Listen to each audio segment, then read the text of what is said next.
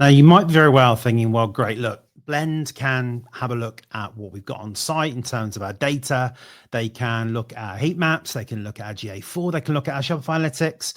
They can look at any other analytics that we've got available, depending on what platform we're on. But the point is, are you just going to then get left with a whole bunch of stuff that you guys then need to do? And the absolutely 100% categorically is no, that is not the case.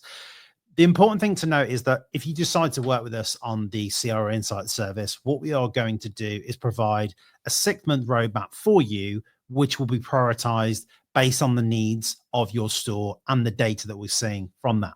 So what this effectively means is that when we get access to all of your data, what we will do is, first of all, review all of the data together, using that then with the hypotheses that we have, try and work out whether the hunches that we have about things that might be happening on your site or not happening, and things that your customers are doing and not doing, will be assessed.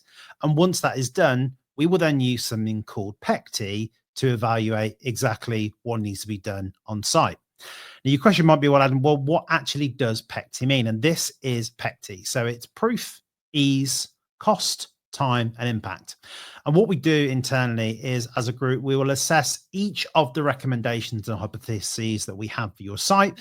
We will give them a score out of 5 based on each of the P, the E, the C, the T, and the I, and then rank these from top to bottom. So at the very top of the list that we provide to you will be the hypothesis with an associated score probably of close to 100.